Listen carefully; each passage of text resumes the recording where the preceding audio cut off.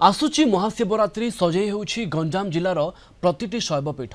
गोपालपुर निर्वाचन मंडलीर रंगईलुंडा ब्लॉक गोलथी गाँव में पूजा पाउथुबा खोलेश्वर बाबांक पीठरे वर्ष सारा लगी रही है भक्तों गहली। भक्तों आवश्यकता को देखि एठारे एक कल्याण मंडप और भोग मंडप निर्माण करने को ग्रामवासी दाबी करिसेंति।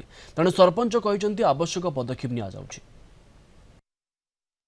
मंदिर पुराना रजा समय जहाँ थिला ताठू आज डेट रे सब डेभलप हो पलैला।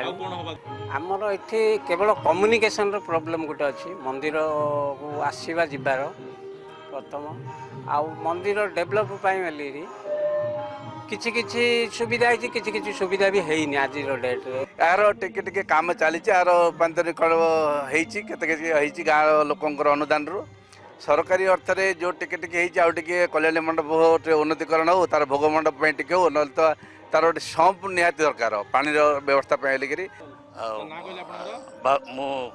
बाबानाथ पात्र कोलती गाँव आदिवासी आम गाँव में तीनोटी मंदिर अच्छी गोटे हूँ शिव मंदिर गोटे ठाकुराणी मंदिर आ गए राधाकृष्ण मंदिर।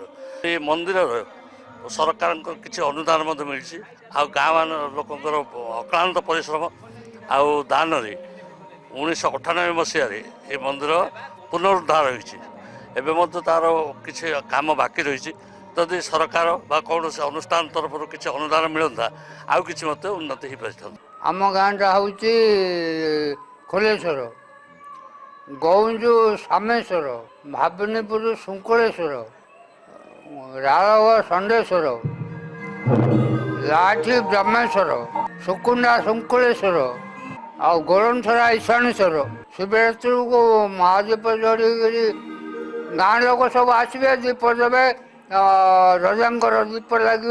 ये बहुत पुरातन मंदिर तो आग को महाशिवरात्रि आसी पवित्र जागर उपलक्षे विभिन्न प्रकार ये पसरार आयोजन पड़ी थाए एसत ये आवश्यकता रही यात्री मानक यात्री विश्राम गार आ विभिन्न भोग मंडप ये सब रही आवश्यकता को दृष्टि रखी सरकार दृष्टि आकर्षण कर पूरण करने दाबी रखी।